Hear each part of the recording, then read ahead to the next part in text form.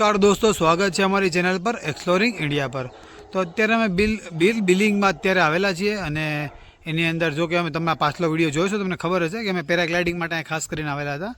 તો એક અહીંયા મોનેસ્ટ્રી છે, તો આપણે અંદર જઈને જોઈએ છે કે શું છે, મને નથી ખબર પડતી આમાં, તો આપણે અંદર જઈને એક વખત જોઈએ કે શું છે અંદર જોવા જેવું। ની અંદર આપણે જ્યાં પેરાગ્લાઇડિંગનો મેઇન પોઈન્ટ હતો, જ્યાં મતલબ લેન્ડિંગ થાય ત્યાં ત્યાંથી થોડુંક જ આગળ આવશો તો 300 થી 400 મીટરની અંદર આ દલાઈ લામાના મોનેસ્ટ્રી આ લોકો કહેતા હોય, આપણી ભાષામાં કહીએ તો હિન્દુઓમાં આપણે મંદિરો કહીએ, અલગ અલગ ધર્મમાં અલગ અલગ કહેતા, એવી રીતે જ આવી રીતે આ લોકોનું મોનેસ્ટ્રી એક છે। તો અંદર આપણે જઈને આપણે દર્શન મતલબ અંદર જઈને આપણે જોઈએ કે કેવો અંદર નજારો છે, શું છે। અહીંયા એક ડંકી છે, જેમ આપણે ગામમાં હોય એ રીતે। સિટીમાં તો આવી ડંકી જોવા નથી મળતી હોય, પણ ગામમાં ડંકી હોય તો થોડુંક પાણી પી લો, શુદ્ધ અને સારું।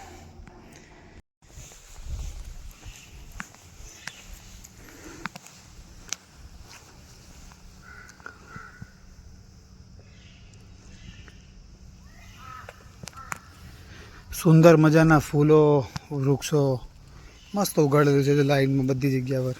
જો અહીંયા આ બાજુ, અહીંયા આ બાજુ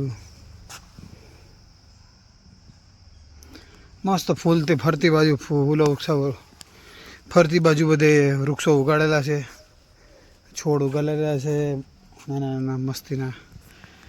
એક આ દલાઈ લામાની મૂર્તિ,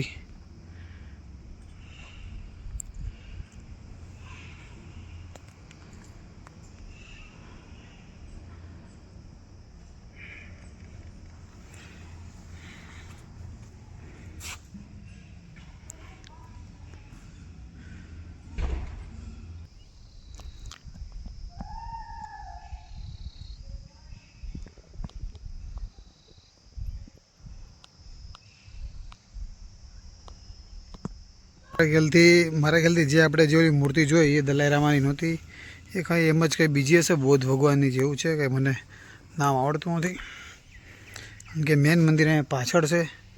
તો મારા ખ્યાલથી આ હશે મેલ જે દલાઈ લામા કહેવાય તે।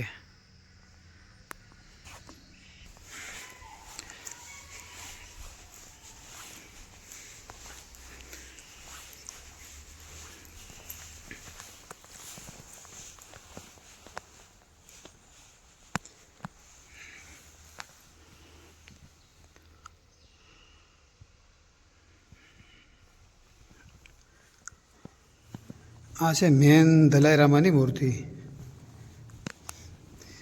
સાંજ છે ને, અંદર ઠંડક મસ્ત છે, ઠંડક બહાર થોડો તડકો હતો પણ નીચે ઠંડક છે।